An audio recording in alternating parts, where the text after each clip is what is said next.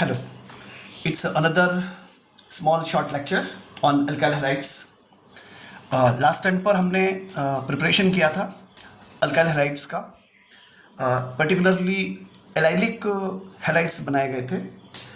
इसमें specifically focused था कि स्पेसिफिक क्लोरीनेशन कैसे किया जाए एलाइलिक, ऐसे स्पेसिफिक ब्रोमिनेशन कैसा किया जाए एलाइलिक. ठीक है, जिसमें शायद याद होगा कि NBS वगैरह यूज़ हुआ था और SO2Cl2 यूज़ किया गया था क्लोरीन के लिए. अब जो प्रोसेस है आज हम उसको बढ़ाते हैं आगे, और आज मेथड्स ऑफ प्रिपरेशन एल्केन्स के पूरा होने की संभावना है. कुछ इंपॉर्टेंट इन्फॉर्मेशन कि आयोडेशन कैसे होगा. अगर आप मेथेन ले लेते हैं, मान लीजिए CH4 and let it allow to react with iodine, तो आपको मिल जाता है CH3I. ठीक है, लेकिन साथ में मिलता है HI. ध्यान दीजिएगा, ये मैंने रिएक्शन शो की है इरिवर्सिबल, ये गलत है. ये रिएक्शन रिवर्सिबल होती है. ये जो रिएक्शन होती है ना, ये होती है रिवर्सिबल रिएक्शन, यानी ये रिएक्शन दोनों डायरेक्शन में होती है. इसका मतलब ये हुआ कि CH3I बनता तो है, लेकिन CH3I HI से रिएक्शन करके वापस कन्वर्ट हो जाता है CH4 और आयोडीन में. तो फिर इसका मतलब ये हुआ कि ये रिएक्शन हमारे लिए उतना यील्ड नहीं देती, यानी CH3I की जो क्वांटिटी है उतनी ज़्यादा नहीं होती.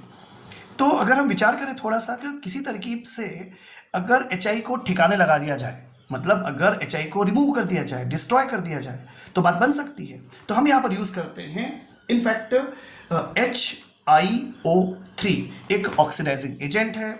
ये नहीं अवेलेबल है, HgO यूज़ कीजिए, वो अवेलेबल नहीं है तो HNO3 यूज़ कीजिए. ठीक है ना, यानी हम ऐसा लिख सकते हैं कि जो HI है इसे डिस्ट्रॉय करने के लिए हम एक केमिकल प्रोसेस अप्लाई कर सकते हैं, जैसे 5HI प्लस HiO3.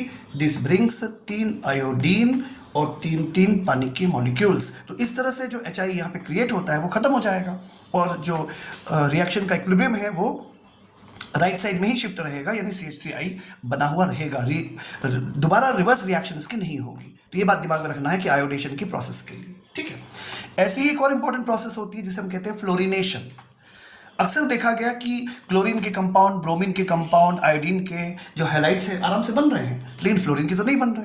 क्वेश्चन उठा क्यों. ये जो है F2 जो होता है, इसके कंपाउंड क्या बनते नहीं है ना, ऐसा कुछ भी नहीं है. 2 कॉज है कि इसके कंपाउंड्स इनडायरेक्ट मेथड से बनाए जाते हैं. पहली चीज तो ये कि फ्लोरीन जो बॉन्ड डिसोसिएशन एनर्जी है वो बहुत कम होती है. फ्लोरीन की जो बॉन्ड डिसोसिएशन एनर्जी होती है ये बहुत ही कम होती है. दूसरी चीज ये कि जब कंपाउंड क्रिएट होते हैं तो जो एनर्जी रिलीज होती है, जो एक्सोथर्मिक प्रोसेस होती है कंपाउंड फॉर्मेशन में, यानी RF फॉर्मेशन में जो एनर्जी रिलीज होती है वो बहुत ज्यादा होती है. यानी 2 कॉज होते हैं. नंबर 1 एक्सोथर्मिक होना प्रोसेस, यानी जितना बॉन्ड तोड़ने के लिए एनर्जी चाहिए उससे कहीं ज्यादा एनर्जी रिलीज हो जाती है बॉन्ड के फॉर्मेशन में. तो होता क्या है कि फॉर्मेशन के बाद इमीडिएटली फिर वो टूट जाना शुरू हो जाता है. तो बहुत जल्दी एनर्जी जो है कंज्यूम हो जाती है और फिर टूट करके वापस वो कंपाउंड में कन्वर्ट हो जाता है और आपको RF नहीं मिल पाता. तो 2 कॉज है, ध्यान रखिएगा. पहला कॉज है बॉन्ड डिसोसिएशन एनर्जी फ्लोरीन की बहुत कम होती है. नंबर 2 RF बॉन्ड फॉर्मेशन में जो एनर्जी रिलीज होती है वो बॉन्ड ब्रेक करने के लिए जो एनर्जी की नेसेसिटी होती है उससे काफी कम होती है. एक इंपॉर्टेंट इंफॉर्मेशन और भी है कि अगर आप डाइल्यूट कर दे फ्लोरीन को by make use of nitrogen या अर्गॉन, तो ये फ्लोरिनेशन का प्रोसेस किया जा सकता है. ऐसा नहीं कि प्रोसेस नहीं किया जा सकता, पर इसे काफी डाइल्यूट करना पड़ता है फ्लोरीन को नाइट्रोजन इनएक्टिव या अर्गॉन इनएक्टिव की प्रेजेंस में. इनफैक्ट जो हमारे पास सप्लीमेंट्री मेथड्स होती हैं वो तो ये है कि हम मान लीजिए हमारे पास CH3Br है. ठीक है, हम इसके रिएक्शन कर देते हैं AgF के साथ. तो ध्यान से देखिएगा, CH3F प्लस AgBr बन जाता है. मतलब इस ब्रोमीन को इस फ्लोराइड ने रिप्लेस कर दिया, ब्रोमीन को रिप्लेस कर दिया, फ्लोरीन इंट्रोड्यूस हो गया. ये यहाँ पर आपके पास एक फ्लोरो डेरिवेटिव तैयार हो गया. सिमिलरली आप यूज कर सकते हो CH3CH2Cl, सपोज 2 ले लेते हैं, प्लस Hg2F2. इस केस में भी ऐसे ही होता है. यहाँ पे हो जाएगा 2CH3CH2 और हो जाएगा फ्लोरीन, प्लस मिल जाएगा आपको Hg2Cl2. ये इलेक्ट्रोड होता है कैलमल, है ना. खैर, तो हमको मिल गया कंपाउंड, क्या RF कंपाउंड मिल गया यहाँ पर. ठीक है, ध्यान रहे कि आपके पास ऑप्शंस होते हैं. आप ऑर्सेनिक का फ्लोराइड यूज कर सकते हैं, आप एंटीमनी का फ्लोराइड यूज कर सकते हैं, कोबाल्ट का फ्लोराइड यूज कर सकते हैं, सिल्वर का फ्लोराइड यूज कर सकते हैं, ऊपर लिखा ही है Hg2F2, ये यूज कर सकते हैं. इन सब में से किसी का भी यूज कर सकते हैं. सकते हैं, ठीक है, ये ध्यान रखिएगा।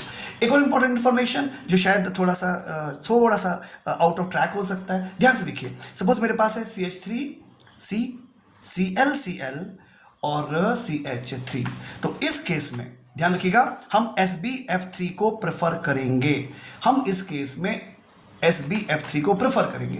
डेफिनेटली क्या हो जाएगा, CH3C और ये फ्लोरीन डेरिवेटिव और ये भी फ्लोरीन डेरिवेटिव, यहाँ पर ये CH3, यानी कि कुल मिलाकर के आपके पास इंफॉर्मेशन हो जाएगी, यहाँ पे बाहर आ जाएगा 2SbCl3, ठीक है, ये कहानी आ जाएगी। तो दिमाग में रखिएगा कि ये हम प्रेफर करते हैं, और मान लीजिए हमारे पास SbF3 अवेलेबल नहीं है चॉइस, तो हम फिर COF3 यूज करेंगे।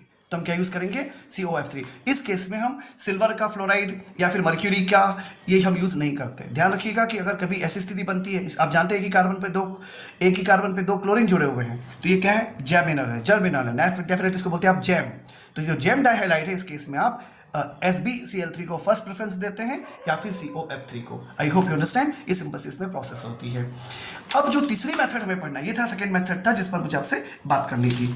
तीसरी मेथड जो अवेलेबल होती है उसे हम कहते हैं हैलाइड एक्सचेंज प्रोसेस, उसे हम कहते हैं फिंकलिस्टीन मेथड, उसे हम कहते हैं फिंकलिस्टीन मेथड या हैलाइड एक्सचेंज मेथड। तीसरी मेथड होती है जिसे हम कहते हैं फिंकलिस्टीन मेथड या हैलाइड एक्सचेंज मेथड। इस मेथड में हम एसीटोन यूज करते हैं एज सॉल्वेंट या मीडिएटर, और हीट करना होता है थोड़ा सा, ठीक है। क्यों एसीटोन यूज करते हैं उस पर हम एक बात करेंगे। फिलहाल क्या, मान लीजिए आपके पास RCl अवेलेबल है, इसका रिएक्शन करा दीजिए सोडियम के आयोडाइड से, Na से, क्या होगा, डेफिनेटली इस Cl को ये I रिप्लेस कर देगा, आपको Ri मिल जाएगा along with NaCl। I hope you understand, ये सिंपल सी कहानी हो गई। सिमिलरली आप RBr ले लीजिए, इसकी रिएक्शन कर दीजिए मान लीजिए Na के साथ में, वही बात फिर से एसीटोन की प्रेजेंस होती है, हल्का हीट करना होता है, आपको मिल जाता है Ri, आपको मिल जाता है NaBr। इस प्रोसेस को फिंकलिस्टीन मेथड कहते हैं, इसे बोलते हैं फिंकलिस्टीन मेथड के नाम से रिकॉग्नाइज करते हैं, इसको बोलते हैं फिंकलिस्टीन मेथड। ये हैलाइड एक्सचेंज की प्रोसेस है। क्या है, हैलाइड एक्सचेंज की प्रोसेस होती है, ठीक है। I hope you understand. एक इंपॉर्टेंट इन्फॉर्मेशन कि आप यहाँ पर जो है Na का उपयोग कर रहे हो, देखिए ध्यान से, Na का उपयोग कर रहे हो, NaBr यहाँ बन रहा है, NaCl यहाँ बन रहा है। एक बात इंपॉर्टेंट है, ध्यान रखिए, इंपॉर्टेंट पॉइंट है, एसीटोन में, एसीटोन जो होता है ना, उसमें NaCl और NaBr के कंपैरिजन में Na जो है वो क्या होता है, ज़्यादा घुल जाता है, मतलब ये बहुत कम घुलते हैं, Na ज़्यादा घुलता है। एसीटोन में NaCl या NaBr के कंपैरिजन में Na ज़्यादा घुलता है। Na की डिसॉल्युबिलिटी ज़्यादा होती है, NaCl NaBr की डिसॉल्युबिलिटी कम होती है, और हम इसको सेपरेट कर पाते हैं, ठीक है। एक इंपॉर्टेंट इंफॉर्मेशन होती है फिंकलिस्टीन रिएक्शन से एसोसिएटेड। चौथी मेथड जो थी वो भी उस पर आपसे बात करनी थी। ये मेथड भी काफ़ी इंपॉर्टेंट मेथड मानी जा सकती है। ये मेथड क्या होता है, इसे बोलते हैं बोरोडाइन, इसे बोलते हैं बोरोडाइन, HUNDSDICKER, हंसडेकर, बोरोडाइन हंसडेकर प्रोसेस। ये बहुत इंपॉर्टेंट है, ध्यान से देखिएगा। इसकी मैकेनिज्म तो फ्री रेडिकल मैकेनिज्म होती है, उस पर मैं अभी आपसे बात नहीं कर पा रहा। फ्री रेडिकल मैकेनिज्म होती है इस पर।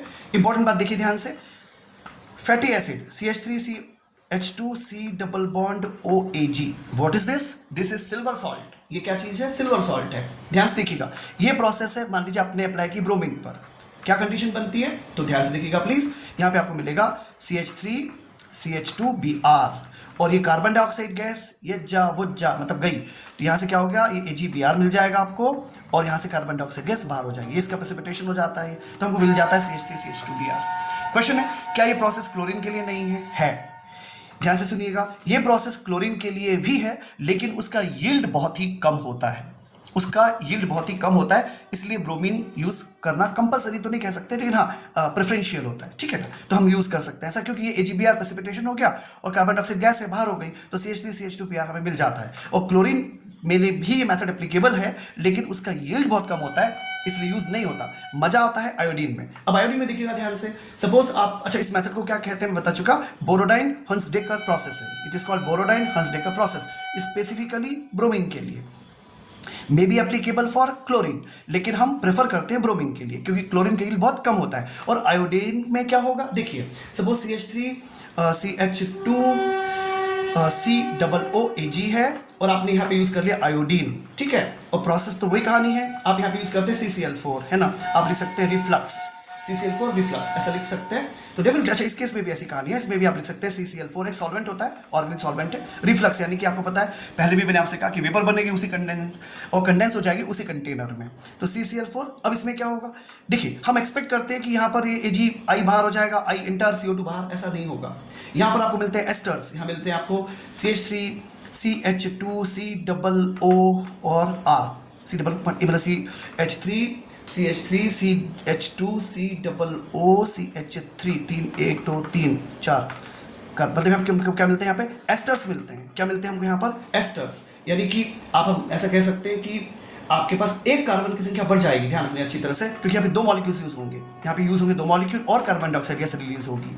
ध्यान रखिएगा यहाँ पर 2 मॉलिक्यूल यूज होंगे और कार्बन डाइऑक्साइड गैस रिलीज होगी, मिलेगा आपको एस्टर, मिलेगा आपको एस्टर, यानी आपको चाहिए था एल्काइल हैलाइड मतलब आयोडाइड चाहिए था, पर आपको मिलेंगे क्या, एस्टर्स मिलते हैं। तो आयोडीन के केस में एस्टर्स मिलते हैं, क्लोरीन के केस में क्लोरोहेलाइड मिल जाएगा आपको, पर यील्ड बहुत कम होता है। ब्रोमीन के लिए मेथड अच्छी मानी जाती है, और जब ये ऐसी रिएक्शन होती है एस्टर बनने की, तब इसका नाम है, it's a beautiful name, BIRNBAUM, Simonini, SIMONINI, Simonini reaction, इसे कहा जाता है बिर्नबॉन सिमोनिनी रिएक्शन, बिर्नबॉन सिमोनिनी रिएक्शन, ठीक है। यानी क्या, ध्यान से देखिए, फैटी एसिड का सिल्वर सॉल्ट है, आयोडीन से रिएक्शन कर रहा है, एस्टर मिल रहे हैं, कार्बन डाइऑक्साइड गैस भी रिलीज होगी, ध्यान रखना है यहाँ पर, इसी साथ कार्बन डाइऑक्साइड गैस भी रिलीज होती है, और यहाँ पर 2 मॉलिक्यूल यूज होंगे, CCl4 रिफ्लक्स के साथ यूज किया गया है। तो ये भी एक इंपॉर्टेंट मेथड होती है, आमतौर पर CBSE सिलेबस का ये पार्ट नहीं होती, पर ये पढ़ी जा सकती है, ठीक है। तो ये था लास्ट मेथड अल्काइल हैलाइड को प्रिपेयर करने के लिए। इसमें कुछ अच्छे क्वेश्चन आ जाते हैं, थोड़े से अच्छे क्वेश्चन बन जाते हैं, तो उस पर हम बात कर सकते हैं नेक्स्ट लेक्चर में। I should get start with some reactivity का ऑर्डर, कि रिएक्टिविटी का ऑर्डर क्या होगा, अलाइलिक, बेंजाइलिक, कौन प्रेफर होगा, टर्सरी, सेकेंडरी वगैरह वगैरह, इस पर एक दो छोटे छोटे एग्जांपल्स कर लेंगे, और उसके बाद हम अरेंज की मेथड ऑफ प्रिपरेशन पे फोकस कर सकते हैं। Please keep on studies.